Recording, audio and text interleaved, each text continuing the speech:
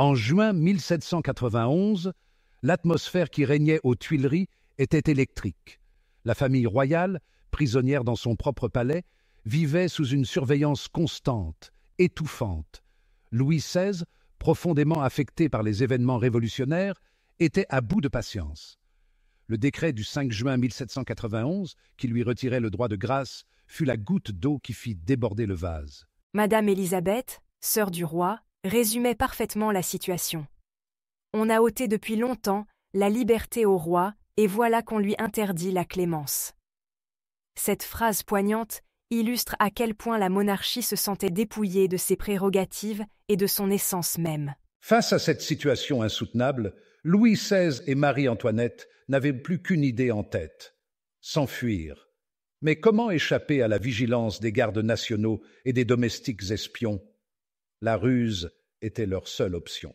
Le plan était audacieux. Quitter secrètement les Tuileries, traverser la France et rejoindre Montmédy, une ville fortifiée près de la frontière autrichienne. Le choix de cette destination n'était pas anodin. Montmédy offrait plusieurs avantages stratégiques. Elle était proche des terres de l'empereur d'Autriche, frère de Marie-Antoinette, et à portée de la citadelle de Luxembourg, considérée comme l'une des plus fortes d'Europe. Les préparatifs furent minutieux et s'étalèrent sur plusieurs mois. Le comte de Fersen, un noble suédois dévoué à la reine, joua un rôle crucial. Il obtint un passeport au nom de la baronne de Korff, une dame russe, qui servirait de couverture à la famille royale. Un détail fascinant. Fersen commanda une berline spéciale, suffisamment grande pour accueillir les fugitifs. Cette voiture, qui coûta la somme considérable de 5 944 livres, était si exceptionnelle qu'elle risquait d'attirer l'attention. Un témoignage de l'époque illustre bien la tension qui régnait alors. Léonard, le coiffeur de la reine, raconta plus tard: « La veille du départ, j'ai coiffé Sa Majesté comme d'habitude. Elle était d'une nervosité extrême, mais s'efforçait de paraître calme. Quand je lui ai demandé si elle souhaitait une coiffure particulière pour le lendemain, elle m'a répondu d'un ton étrange: « Non, Léonard, ce ne sera pas nécessaire. » J'ai alors compris que quelque chose d'extraordinaire se préparait.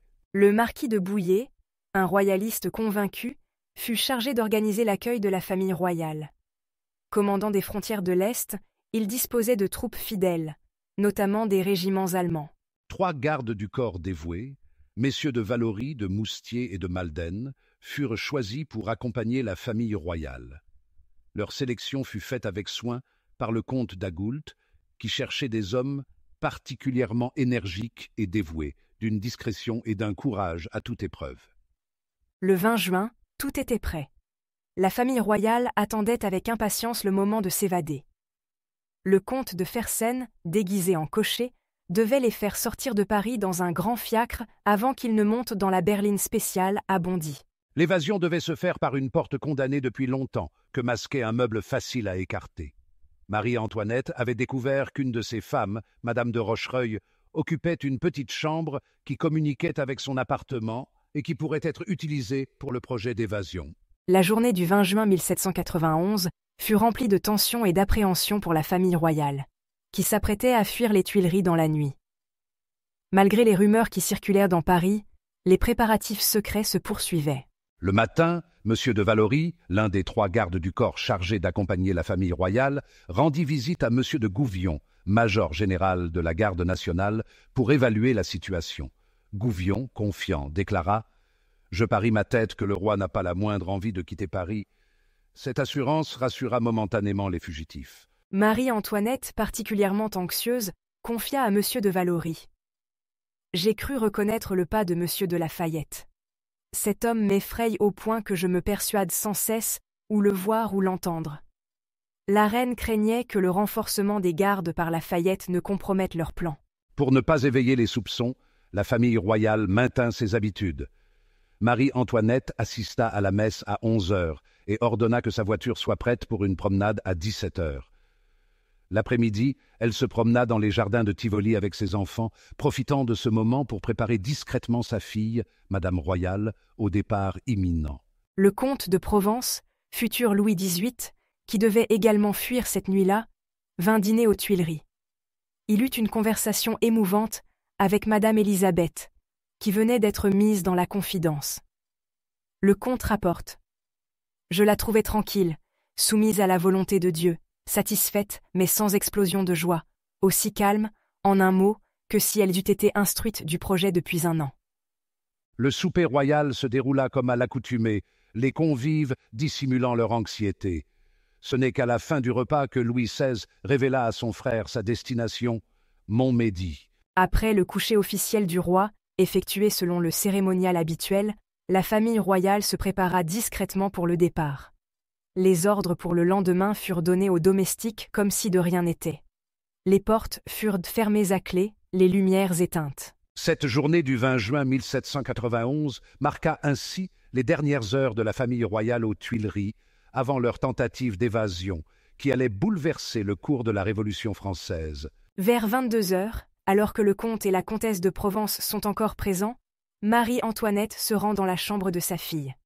Elle lui fait revêtir une simple robe d'indienne brune, achetée pour seulement 4 livres et 10 sous. Ce détail montre à quel point les fugitifs veulent passer inaperçus. La reine réveille ensuite le dauphin, lui annonçant qu'il parte pour une place forte où il commandera son régiment. L'enfant, enthousiaste, demande son sabre et ses bottes. Mais on l'habille en petite fille, conformément au passeport qui mentionne 2 filles accompagnant Madame de Korff, l'identité d'emprunt de la gouvernante, Madame de Tourzel. Vers minuit, le départ s'organise en plusieurs étapes. Les enfants et leur gouvernante quittent les premiers le château, conduits par le comte de Fersen déguisé en cocher. Ils attendent dans un fiacre près du petit carrousel. Louis XVI sort ensuite, méconnaissable avec sa perruque, se faisant passer pour le sieur Durand, intendant de Madame de Korff. Il emprunte tranquillement la grande porte du pavillon central, sans éveiller les soupçons. La reine et Madame Élisabeth sortent séparément par une porte dérobée. Marie-Antoinette, vêtue d'une robe brune et d'un chapeau noir à voile, manque de croiser Lafayette qui vient de quitter le coucher du roi. Elle s'égare dans le dédale des rues autour du carrousel, provoquant l'angoisse de sa famille qui l'attend. Enfin réunis vers 2 heures du matin, les fugitifs gagnent la barrière de Clichy où les attend leur berline de voyage. Le comte de Fersen les accompagne jusqu'à Bondy, première étape de leur périple vers Montmédy. Cette nuit du 20 au 21 juin 1791 marque le début d'une aventure qui va tenir la France en haleine. La famille royale, pleine d'espoir, ignore encore que son destin va basculer dans les jours qui suivent. Le matin du 21 juin 1791, Paris s'éveilla dans une apparente tranquillité, ignorant que la famille royale avait quitté la capitale. Aux Tuileries, le médecin du dauphin, suivant sa routine matinale, découvrit la chambre vide. Cette absence inhabituelle déclencha une série d'événements qui allaient bouleverser la ville. La nouvelle de la fuite royale se répandit rapidement. Le tocsin résonna dans toute la ville, les tambours battirent à la générale, et une foule en colère se rassembla autour des Tuileries, de l'Hôtel de Ville et de l'Assemblée nationale. Lafayette, pris par surprise, fut accusé de trahison par des Parisiens furieux qui voyaient en lui un complice de l'évasion. À l'Assemblée nationale, présidée par Alexandre de Beauharnais, la situation était tendue. La nouvelle de la fuite fut annoncée avec gravité. L'Assemblée prit immédiatement des mesures d'urgence. Elle envoya des courriers au département pour ordonner l'arrestation de toute personne tentant de quitter le royaume. Un document laissé par Louis XVI fut lu à haute voix, dans lequel le roi exprimait ses griefs contre la Révolution et exhortait les Français à revenir à lui. Dans Paris, les réactions furent contrastées. Les royalistes espéraient secrètement que le roi réussirait sa fuite vers Montmédy. Les orléanistes voyaient une opportunité pour le duc d'Orléans de prendre le pouvoir, tandis que les républicains commençaient à lever la tête. Camille Desmoulins accusa Lafayette et Bailly de complicité dans son journal, tandis que Danton dénonçait Lafayette au club des Cordeliers. Malgré ces tensions politiques, une grande partie du peuple parisien était sincèrement affligée par le départ du roi. Beaucoup craignaient que son absence ne conduise à une guerre civile ou à une invasion étrangère. Pendant ce temps, Louis XVI et sa famille continuaient leur voyage vers Montmédy, inconscients des bouleversements qu'ils avaient laissés derrière eux. La journée suivante, la berline à 6 chevaux transportant la famille royale poursuivait son périple vers Montmédy, sans rencontrer d'obstacles majeurs. Monsieur de Valory ouvrait la voie à cheval, tandis que messieurs de Malden et de Moustier se tenait sur le siège de la berline. Les femmes de chambre, Madame de Neuville et Madame Brunier, suivaient dans une chaise de poste. Pour préserver leur anonymat, Madame de Tourzel était présentée comme la baronne de Corfe, la reine comme Madame Rochet, et le roi comme l'intendant Durand. Les voyageurs, conscients des risques encourus, ne s'arrêtaient pas pour manger, ayant emporté des provisions suffisantes pour éviter tout arrêt suspect. Aucun passeport ne leur fut demandé, ce qui facilitait leur progression rapide et discrète à travers les contrées françaises. À Jalon, avant Chalon-sur-Marne, la reine exprima son optimisme à M. de Valory. « François, il me semble que cela va bien. » M. de Valory partageait sa confiance. Nous aurions été atteints si l'on avait découvert notre départ. À Chalon-sur-Marne, tout se déroula calmement, renforçant l'espoir d'une évasion réussie. Cependant, à Pont-de-Somme-Vesle, où ils espéraient rencontrer le duc de Choiseul et son détachement militaire censé les escorter en toute sécurité, ils ne trouvèrent personne. Le retard accumulé avait effrayé Choiseul, qui s'était replié par crainte des habitants hostiles et des rumeurs croissantes. À Sainte-Menehould, les choses prirent une tournure inquiétante. Le capitaine d'Andouin et ses dragons étaient déjà sous surveillance locale. Les habitants soupçonnaient que l'escorte militaire cachait quelque chose d'important. Quand Louis XVI mit imprudemment la tête à la portière pour observer l'agitation extérieure, Jean-Baptiste Drouet le reconnut grâce à un assignat portant son effigie. Drouet décida alors de suivre discrètement la berline pour alerter les autorités à Varennes. Malgré les tentatives des dragons pour le surveiller et le neutraliser, il réussit à s'échapper par les bois en empruntant des chemins de traverse. La famille royale poursuivit sa route sans savoir qu'elle était désormais traquée par un homme déterminé. Arrivés à Clermont en Argonne, ils furent accueillis par le colonel Charles de Damas et ses dragons. Bien que la situation semblait sous contrôle avec une escorte militaire présente, les tensions montaient parmi les habitants qui se montraient de plus en plus soupçonneux. Le colonel conseilla vivement à la famille royale de ne pas perdre de temps pour rejoindre Varennes avant que l'alerte ne soit donnée. Alors que la famille royale approchait finalement de Varennes avec l'espoir d'y trouver refuge et protection, Drouet gagnait du terrain rapidement grâce à sa connaissance du terrain local. La moindre défaillance dans leur plan pouvait changer le cours de l'histoire française. Finalement, Drouet arriva avant eux à Varennes, scellant ainsi le destin tragique de Louis XVI et précipitant la chute inévitable de la monarchie française. Ce voyage désespéré était initialement conçu comme une évasion vers la liberté et un retour au pouvoir pour Louis XVI. Cependant, il se transforma en un piège fatal qui allait non seulement bouleverser l'histoire personnelle du roi, mais aussi marquer le début d'une nouvelle ère révolutionnaire en France. Ce moment critique souligna les tensions irréconciliables entre la monarchie et le peuple français en pleine effervescence révolutionnaire. Les voyageurs arrivèrent à Varennes le 21 juin, à 11h30 du soir. Pour bien comprendre les phases du drame qui allait s'y dérouler, quelques explications sont nécessaires. Varennes, construite sur une pente, se composait de deux quartiers distincts, la ville haute et la ville basse, séparés par la rivière l'Aire et reliés par un pont. En 1791, il n'y avait pas de place à l'entrée de la ville haute, mais une longue rue menait au pont.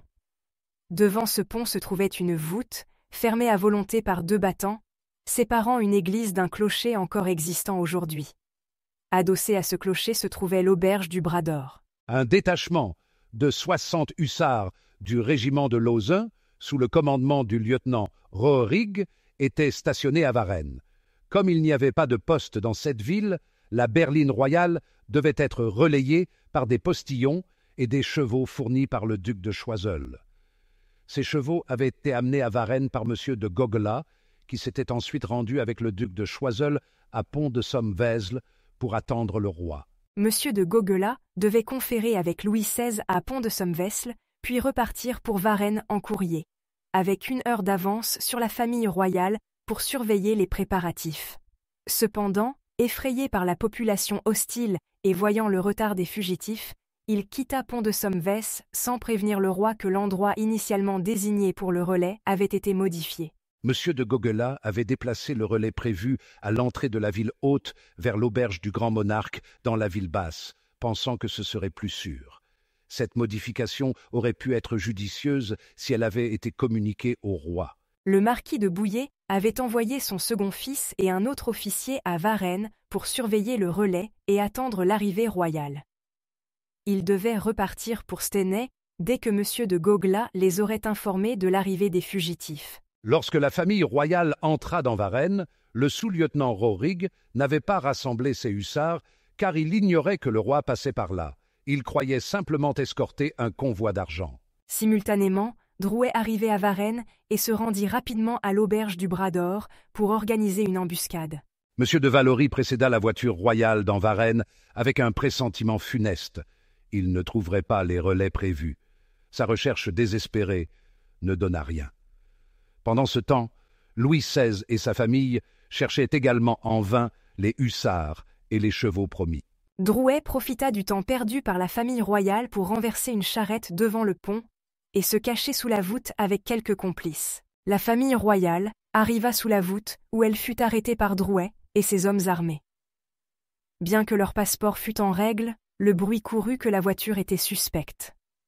Le tocsin sonna et la garde nationale se mobilisa. Le procureur de la commune proposa d'héberger les voyageurs chez lui pour éviter des violences populaires croissantes. Louis XVI accepta sans résistance, scellant ainsi leur sort. Les fugitifs étaient capturés et tout espoir d'évasion s'évanouissait. Il est près d'1 heure du matin. Louis XVI, sa famille et leur escorte se retrouvent confinés dans l'étroite et obscure maison de M. Sauce, procureur de Varennes. Le roi, désormais réduit à l'état de prisonnier, doit plaider sa cause devant des sujets rebelles. Cette nuit sans sommeil est marquée par l'angoisse, les espoirs déçus et les discussions tendues entre des personnages aux opinions divergentes. Varennes, habituellement paisible, est en ébullition. Le tocsin sonne, les tambours battent, et la ville s'éveille brusquement au tumulte. Les révolutionnaires craignent que le roi ne leur échappe, tandis que les royalistes fidèles n'osent exprimer leur loyauté. La garde nationale hésite entre allégeance monarchique et passion républicaine. Louis XVI reste fidèle à lui-même, bon mais indécis, espérant toujours le salut malgré le danger imminent. Il hésite à prendre des décisions fermes, préférant croire que la douceur et la raison prévaudront. Sa priorité est d'éviter toute effusion de sang, même au prix de son propre trône. Finalement, pressé par les circonstances, Louis XVI révèle son identité et explique le but de son voyage. Rejoindre Montmédy pour mieux servir son peuple. Il propose d'être escorté par la garde nationale jusqu'à une destination autre que Paris. L'agitation ne cesse de croître. Le chevalier de Bouillé et le comte de Raigecourt tentent de rejoindre la famille royale avec les chevaux destinés au relais, mais se heurtent à une foule hostile. Le sous-lieutenant Rohrig, surpris par la situation, part avertir le marquis de Bouillé. Vers 6 heures du matin, M. Deslon arrive avec 60 hussards, prêts à défendre le roi. Cependant, les barricades dressées à l'entrée de Varennes rendent toute intervention impossible. Deslon obtient l'autorisation d'entrer seul chez M. Sauce pour informer Louis XVI de la situation. Entre 6 et 7 heures du matin, le 22 juin 1791, M. de Romeuf, aide de camp de Lafayette, et M. Bayon, officier de la garde nationale, arrivèrent à Varennes. Ils apportaient un décret de l'Assemblée nationale ordonnant l'arrestation de la famille royale et son retour forcé à Paris. À ce moment-là, Louis XVI gardait encore espoir que le marquis de Bouillé viendrait à son secours avec ses troupes fidèles. La foule, bien que de plus en plus agitée par les cris révolutionnaires réclamant le retour à Paris, hésitait à agir contre le roi. M. Bayon entra en premier dans la chambre exiguë où se trouvait la famille royale. Visiblement bouleversé, il implora le roi de revenir à Paris pour éviter un massacre potentiel dans la capitale. La reine, indignée par cette supplication, répliqua en soulignant qu'elle aussi était mère et partageait les mêmes craintes pour ses enfants. M. de Romeuf présenta ensuite le décret à Louis XVI, qui constata tristement « Il n'y a plus de roi en France ». La reine Marie-Antoinette accusa Lafayette d'être responsable de leur malheur, évoquant sa fascination pour les républiques américaines et françaises. Elle rejeta le décret avec mépris, refusant qu'il souille le lit où reposaient ses enfants. M. de Romeuf semblait consterné par sa mission, contrairement à l'attitude plus dure et déterminée de M. Bayon. La foule, encouragée par le décret et galvanisée par les émissaires parisiens, exigeait que la famille royale remonte dans les voitures pour retourner à Paris. Malgré des tentatives désespérées pour retarder le départ, Louis XVI céda finalement pour protéger sa famille des violences potentielles. Les voitures furent donc préparées sous la pression croissante d'une foule en colère, et la famille royale fut contrainte d'y monter. Le duc de Choiseul et le comte de Damas tentèrent d'accompagner la famille royale, mais furent arrêtés par les autorités locales. Monsieur de Romeuf lui-même fut brièvement détenu comme suspect avant d'être relâché. À 8 heures du matin, la famille royale quitta Varennes sous escorte militaire imposée par l'Assemblée nationale. 1 heure et demie plus tard, le marquis de Bouillé arriva avec le régiment royal allemand sur les hauteurs surplombant Varennes, trop tard pour intervenir efficacement. La famille royale était restée 9 heures à Varennes, un séjour suffisant pour transformer cette localité méconnue en un lieu historique à jamais célèbre. À 8 heures du matin, la berline qui avait amené les augustes fugitifs les reconduisait à Paris. Les 3 gardes du corps étaient sur le siège, tandis que les 2 femmes de chambre suivaient dans une seconde voiture. Autour de ces carrosses, un cortège sinistre de gens armés de faux, de fusils, de piques et de sabres se formait, reflétant l'atmosphère tendue et révolutionnaire qui entourait ce retour forcé. Les chevaux furent d'abord lancés avec vigueur pour mettre le plus de distance possible entre la famille royale et les troupes royalistes redoutées. Cependant, ils ralentirent ensuite au pas, encadrés par une foule révolutionnaire toujours plus dense. Il fallut 4 heures pour atteindre Clermont-en-Argonne, depuis Varennes. À 3 heures de l'après-midi, la procession atteignit Sainte-Menehould, une ville que Louis XVI avait aidé à reconstruire après un incendie dévastateur. Mais cet ancien bienfait fut vite oublié dans l'effervescence révolutionnaire inspirée par Drouet. La berline royale fut accueillie par des menaces et des insultes. Les gardes du corps échappèrent de peu au massacre. Non loin de Sainte-Menehould, près du village de Anne et de la montagne de la Lune, le marquis de Dampierre apparut à cheval. Ce vieil officier, arborant la croix de Saint-Louis sur sa poitrine, venait offrir ses hommages au roi. Sa loyauté et son respect ne trouvèrent aucun écho favorable parmi la foule enragée qui l'entoura rapidement en criant « Traître, aristocrate !» Malgré ses tentatives pour s'échapper, il fut abattu et sa tête placée sur une pique sous les yeux horrifiés de la famille royale. Arrivée à Chalon-sur-Marne dans la soirée, la famille royale y passa la nuit du 23 au 24 juin. Cette ville offrit un bref répit au milieu des humiliations du voyage. La reine se remémora avec émotion son arrivée triomphale en France 21 ans plus tôt. À cette époque, elle avait été accueillie avec enthousiasme et vénération. Malgré une majorité royaliste parmi les habitants, l'accueil fut prudent en raison des tensions politiques croissantes. Des dames offrirent des bouquets à la reine et aux princesses, mais toute tentative d'évasion fut refusée par Louis XVI, qui refusa d'abandonner sa famille. Le lendemain matin, alors que la famille royale assistait à la messe pour la Fête-Dieu, des révolutionnaires armés interrompirent brutalement le service religieux pour exiger leur départ immédiat vers Paris. Sous une escorte imposante composée de gardes nationaux et de bandes révolutionnaires, le voyage reprit. À Épernay, le maire présenta les clés de la ville au roi avec une remarque acerbe sur sa fuite. Plus tard, entre Épernay et Dormans, 3 députés envoyés par l'Assemblée nationale rejoignirent le convoi pour escorter Louis XVI jusqu'à Paris. Il existe des hommes dont la noblesse de caractère se révèle face à l'adversité des puissants. Barnave était de ceux-là. Insensible au faste des souverains en pleine gloire, il fut profondément touché par leur infortune. Marie-Antoinette, autrefois entourée de luxe et de flatterie, n'avait guère impressionné Barnave dans ses jours de splendeur. Mais la reine déchue, calomniée et menacée, éveilla en lui une compassion sincère. Barnave n'avait pas 30 ans lorsqu'il fut envoyé par l'Assemblée constituante pour ramener la famille royale à Paris après leur arrestation à Varennes. Né à Grenoble en 1761, il avait montré dès son jeune âge une âme ardente et un sens aigu de la dignité humaine. Devenu député aux États généraux, il s'était illustré par son éloquence et sa détermination à réformer la monarchie. Sur la route du retour, entre Épernay et Dormans, Barnave monta dans la berline royale, aux côtés de Louis XVI et Marie-Antoinette. Initialement réservée, la reine fut peu à peu impressionnée par le respect et la courtoisie du jeune député. Barnave, touché par la dignité de Marie-Antoinette dans l'adversité, se sentit irrésistiblement attiré par sa cause. Au fil du voyage, Barnave se révéla être un protecteur inattendu pour la famille royale. À plusieurs reprises, il intervint pour sauver les gardes du corps du roi des fureurs populaires. Sa voix puissante et son autorité naturelle suffirent à apaiser les foules hostiles. La proximité avec la famille royale transforma Barnave. Sa sympathie pour Marie-Antoinette devint un engagement profond malgré les risques encourus.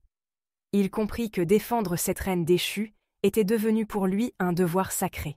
Malgré son dévouement, Barnave ne put empêcher le cours tragique des événements. Arrêté en 1792 comme suspect de royalisme, il fut emprisonné pendant plus d'1 an avant d'être exécuté en 1793. Jusqu'à la fin, il resta fidèle à ses convictions et à son engagement envers Marie-Antoinette. Barnave incarne le paradoxe d'un révolutionnaire devenu chevalier servant d'une reine déchue. Son histoire illustre comment les épreuves peuvent révéler des loyautés inattendues et transformer les ennemis en alliés dévoués face aux caprices du destin. En pleine Révolution française, un épisode curieux se déroule. Pétion, député exalté, accompagne la famille royale lors de leur retour après leur tentative de fuite avortée à Varennes. À ses côtés, Barnave, un autre député, incarne l'élégance et la sensibilité, formant un contraste frappant avec l'attitude de Pétion. Barnave, respectueux et délicat, symbolise un démocrate conscient des codes de la bonne société. Pétion, en revanche, se complaît dans une rudesse qu'il confond avec une austérité républicaine. Lors de ce voyage, Pétion se comporte sans aucune retenue, mangeant salement dans la berline, jetant des restes de nourriture par la fenêtre et faisant servir son vin par Madame Élisabeth sans même la remercier. Mais derrière ces airs de révolutionnaire intransigeant se cache un homme vaniteux, convaincu de sa propre importance. Ses écrits retrouvés, rédigés de sa main, dévoilent une arrogance insoupçonnée. Il se persuade même que Madame Élisabeth, sœur du roi et modèle de piété et de vertu, nourrit des sentiments amoureux pour lui.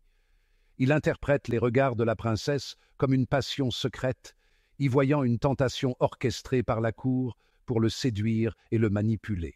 Pétion note dans son récit avec une présomption absurde « Si nous avions été seuls, elle se serait abandonnée à moi ». Mais il insiste, sa vertu républicaine reste intacte. Il se félicite d'avoir résisté à ce qu'il imagine être une tentative de séduction royale mêlant son orgueil à des fantasmes grotesques. Pourtant, même ce Pétion si critique envers la royauté ne peut totalement nier l'humanité de ses compagnons de voyage. Il reconnaît un air de simplicité et de sincérité dans la famille royale, et note même que Louis XVI, souvent moqué pour sa timidité, fait preuve d'intelligence et de dignité. Quant à Marie-Antoinette, il la décrit brièvement comme une mère attentive, soucieuse de l'éducation de ses enfants, bien que ses préjugés républicains reprennent vite le dessus. Le voyage est ponctué d'étapes où la tension grandit.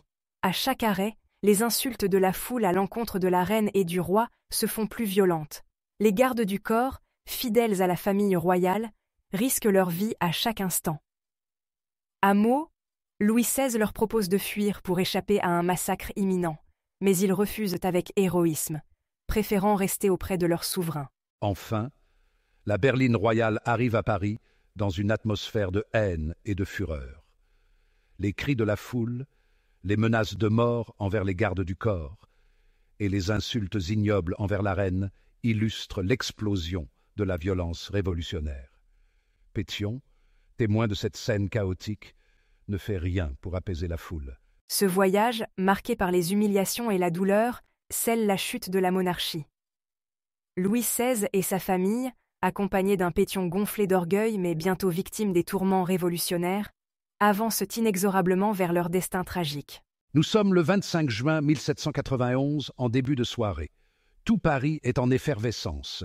Les rues sont noires de monde, une foule immense s'est rassemblée pour assister à un spectacle unique et tragique. Le retour humiliant de la famille royale après leur tentative avortée de fuite à Varennes. La berline royale, lourde et silencieuse, progresse lentement le long des Champs-Élysées. Le chemin est bordé de gardes nationaux, formant une double haie, et chaque spectateur semble être là pour observer la chute d'un monde. Cette procession, bien que silencieuse au début, n'a rien de triomphal. Elle est empreinte d'une sinistre ironie, un écho cruel aux entrées glorieuses de jadis, où les cris de joie et les acclamations résonnaient en l'honneur des souverains. Mais aujourd'hui, les regards sont glaciaux, remplis de haine et de mépris. La poussière soulevée par le cortège ajoute une couche de deuil à cette scène déjà oppressante. Le soleil couchant éclaire faiblement la berline, mais son éclat ne parvient pas à dissiper l'ombre qui pèse sur la monarchie. Le roi, figé dans une posture de résignation, ressemble moins à un souverain qu'à un accusé, contraint de baisser la tête sous le poids de l'humiliation. À ses côtés, Marie-Antoinette reste droite, indomptable. Elle ne fléchit pas, même sous les regards méprisants de la foule.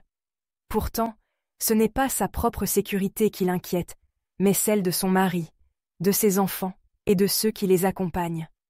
À un garde national qui murmure une insulte en voyant son fils en sueur, elle adresse une supplique. « Voyez dans quel état sont mes pauvres enfants, ils étouffent. » La réponse est glaçante. Nous les étoufferions bien autrement. Lorsque la berline arrive enfin devant les Tuileries, c'est comme si le destin se refermait sur eux. Le palais, autrefois résidence de fête et de pouvoir, se dresse devant eux comme une prison. La foule, devenue plus menaçante, réclame à grands cris le sang des fidèles gardes du corps restés auprès de la famille royale. Ces hommes, héroïques, refusent de quitter leur poste malgré le danger. Finalement, ils se livrent volontairement à la foule pour détourner la violence des souverains. Traînés, battus, criblés de coups, ils sont sauvés de justesse par l'intervention de gardes plus modérés. La famille royale descend alors de la berline. Ce court trajet, entre la voiture et l'entrée du palais, est une véritable traversée de l'enfer. Louis XVI marche le premier, la tête basse, sous les regards hostiles de la foule. Marie-Antoinette, elle, refuse tout signe de faiblesse. Même lorsqu'un député révolutionnaire lui propose son bras, elle décline, préférant s'appuyer sur un fidèle de l'Ancien Régime. Enfin, les portes des Tuileries se referment sur eux. Ce palais, qui fut jadis le symbole de leur grandeur, devient le vestibule de leur calvaire. Louis XVI, déjà privé de tout pouvoir réel, semble n'être qu'une ombre. Pourtant, dans cette humiliation totale, des scènes poignantes témoignent de leur humanité. La reine, séparée un instant de son fils, s'inquiète de son sort.